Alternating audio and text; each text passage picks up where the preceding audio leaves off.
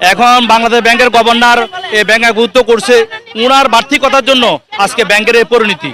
মানে ব্যাংক, কোনো ব্যাংক হলো সফল, কোনো ব্যাংক দুর্বল। এই দুর্বল বলনে জনগণ ব্যাংকে টাকা জমা রাখে না, ওই জন্য ব্যাংকের আজকে পরিণতি। এরপরে উনি একীভূত করছে, একীভূত করে আমাদের টাকা দিবে। আমরা বাংলাদেশ ব্যাংকের অনুমোদিত ব্যাংকে আমরা টাকা রেখেছি। আমরা কোনো রাস্তা টাকা রাখি নাই, আমরা কোনো সমিতির টাকা রাখি নাই। আমরা বাংলাদেশ ব্যাংকের অনুমোদিত ব্যাংকে টাকা রেখেছি। আমরা যখন চাবো, ব্যাংক স্বাধীনতা, আমরা যখন চাবো আমরা তখন টাকা পাই। কিন্তু উনি আমাদেরকে বিভিন্ন আইনের একীভূতর নামে বিভিন্ন আইনের বেড়াজালে আমাদেরকে আটকে রেখেছে। আজকে আমরা ব্যাংকে গেলে বলে বাংলাদেশ ব্যাংক থেকে এভাবে অনুমোদন আইছে, আমাদেরকে নিতে হবে 2 লাখ টাকা দেওয়ার কথা। আমাদের ইন্স্যুরেন্সে 2 লাখ টাকা, সেই 2 লাখ টাকা আমরা পাইনি। কি বলছে? আমাদের smart account, savings smart account আমাদেরকে দেয় নাই। এটা কি বলছে? আপনি এত সিরিয়াল দেয় নাই। এটা কি বলছে? আমরা এফবিআর শেষ, আমরা টাকা এফবিআর ভাঙাবো, আমাদেরকে ভাঙাতে দিব না। উনি 2 বছর পর আমাদের টাকা দিব। কেন?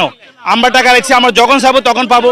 আমরা চাই ব্যাংকের, আমার বাংলাদেশ ব্যাংকের গভর্নর কাছে আমাদের অনুরোধ, আমাদের দাবি, আমাদের প্রাণের দাবি, আমরা এই টাকা আমাদের ছেলেমেয়ে লেখাপড়ার জন্য রাখছি, আমাদের চিকিৎসার জন্য রাখছি, আমাদের ছেলেমেয়ে বিয়ের জন্য রাখছি, বিয়েহাতির জন্য রাখছি। আমাদের কষ্টে দুঃখের টাকা, এখানে ফকিরের টাকা আছে, গরিবের টাকা আছে, রিক্সাওয়ালার টাকা আছে। আপনি কেন আমাদের টাকাটা নিয়ে আমাদের কষ্ট দিতেছেন? আজকে আমরা চিকিৎসা করতে পারতেছি না। আজকে আমরা ব্যাংকে টাকা আমানত রাখা আজকে আমরা রোডে দাঁড়াইছি। কেন আমরা আজকে রোডে দাঁড়াইছি?